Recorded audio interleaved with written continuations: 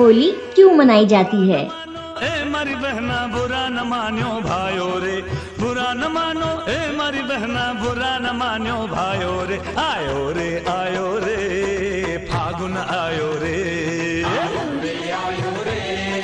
फागुन आयो रे। बच्चों, आज मैं आपको बताने जा रही हूँ कि हम लोग होली क्यों मनाते हैं। वैसे आपको तो पता ही है, सबसे पहले हम लोग होलिका दहन मनाते हैं और फिर दूसरे दिन रंग खेलकर होली मनाते हैं। अब सबसे पहले मैं आपको बताऊंगी कि हम लोग होलिका दहन क्यों मनाते हैं। एक बार क्या हुआ, असुर राज यानी राक्षसों के राजा हिरण्यकशिपु तपस्या कर रहे थे और फिर मौका देखकर देवताओं ने उनके राज्य पर कब्जा कर लिया और उनकी पत्नी को ब्रह्म ऋषि नारद अपने साथ आश्रम ले गए।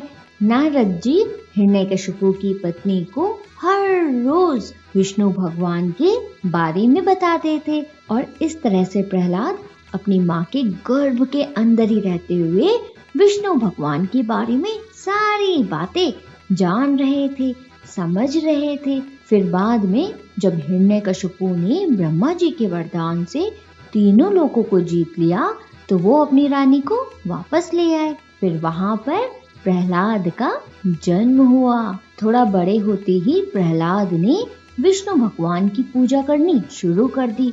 इससे हिरण्यकशिपु को बहुत गुस्सा आता था। वो हमेशा प्रहलाद को भगवान विष्णु की पूजा करने से मना करते थे। इसके लिए एक दिन उन्होंने अपने गुरु को बुलाया और कहा कि ऐसा करो कि ये विष्णु भगवान का नाम रटना बंद कर दे। गुरु ने बहुत कोशिश की लेकिन इसके बाद भी प्रहलाद नहीं माने और वो भगवान विष्णु की पूजा करते रहे। इसके बाद हिरण्यकशिपु को बहुत गुस्सा आया और फिर उन्होंने अपने बेटे प्रहलाद को मारने का आदेश दे दिया। इसके बाद प्रहलाद को जहर दिया गया, उन पर तलवार चलाई गई, सांपों को भेजा गया, हाथियों को भी उनके ऊपर चलाया गया, यहाँ तक कि पहाड़ों के ऊपर से नीचे भी फेंका गया। लेकिन हर बार विष्णु भगवान अपने भक्त प्रहलाद को बचा लेते थे, उनका बाल भी बाका नहीं होने देते थे।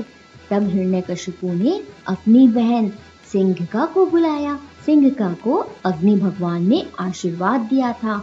उन्होंने कहा था कि खुद को बचाने के लिए, अपनी रक्षा करने के लिए तुम अपने चारों तरफ आग जला सकती हो, उस आग से तुम्हारा कभी कुछ नहीं होगा। और फिर इसी आशीर्वाद के बारे में सोचते हुए हिरण्यकशिपु अपनी बहन सिंघका को बुलाते हैं और उनसे कहते हैं कि प्रहलाद को लेकर अग्नि में बैठ जाओ जिससे वो जलकर भस्म हो जाए। अपने भाई हिरण्यकशिपु की बात मानकर सिंघका अपने भतीजे प्रहलाद को गोदी में लेकर अग्नि में बैठ जाती हैं। वो प्रहलाद से पूछती भी हैं कि तुम्हें डर तो नहीं लग रहा है? लेकिन प्रहलाद कहते हैं, नहीं बुआ, मुझे तो डर नहीं लग रहा। हर जगह तो सिर्फ और सिर्फ हरि है, भगवान विष्णु है, तो मुझे किस बात का डर। और फिर ऐसा कहते हुए प्रहलाद भगवान विष्णु की पूजा करने लगते हैं।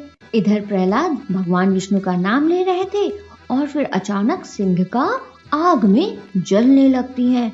वो जोर जोर से चिल्लाने लगती है और फिर तभी जैसे ही सिंघका आग से बचने के लिए ऊपर उठती हैं, प्रहलाद बाहर आकर गिर जाते हैं और सिंघका उस आग में जल जाती हैं। तो इस तरह से प्रहलाद बच जाते हैं और सिंघका आग में जल जाती हैं। ये सभी चीजें विष्णु भगवान देख रहे थे।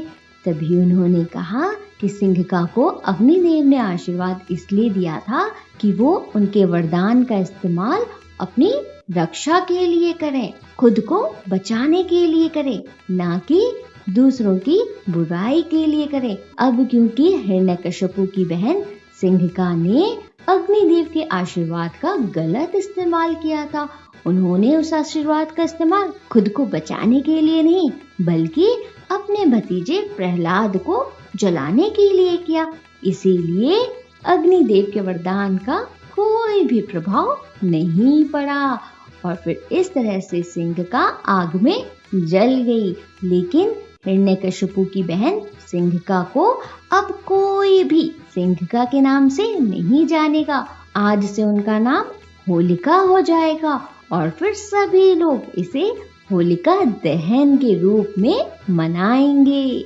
तो बच्चों, उसी के बाद से हिरण्यकशिपु की बहन सिंघिका का नाम पड़ गया होलिका और फिर हम सब मनाने लगे होलिका दहन, यानी बुराई पर अच्छाई की जीत। और पता है बच्चों, ये भी कहा जाता है जब हम अपने परिवार के साथ होलिका दहन करने जाएं तो उस समय हमारे अंदर की जितनी भी बुराइयां हैं उसको भी वहां पर खत्म करके आएं और एक अच्छे इंसान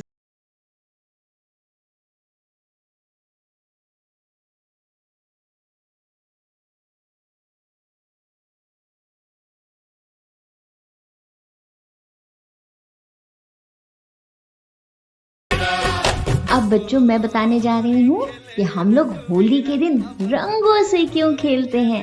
एक बार क्या हुआ, भगवान श्री कृष्ण ने अपनी माता यशोदा से पूछा कि माता, राधा इतनी गोरी क्यों है और मैं इतना सांवला क्यों हूँ, मुझे ये बिल्कुल अच्छा नहीं लगता। तभी माता यशोदा ने उनसे कहा कि तुम राधा को जिस रंग में देखना चाहते हो उस रंग में राधा को रंग दो, फिर राधा का रंग जैसा तुम चाहते हो वैसा ही हो जाएगा। अपनी माता यशोदा की बात सुनकर श्री कृष्ण अगले दिन बरसाना जाते हैं और वहाँ पर राधा और बाकी गोपियों के साथ खूब रंग खेलते हैं और फिर तभी से होली में एक दूसरे को सभी लोग खुशी खुशी रंग लगाने लगे।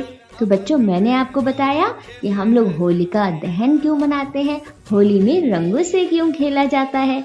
उम्मीद करती हूँ आप सभी बच्चों को समझ आया होगा। आप सभी बच्चों को स्टोरी विद अन्वी की तरफ से हैप्पी होली।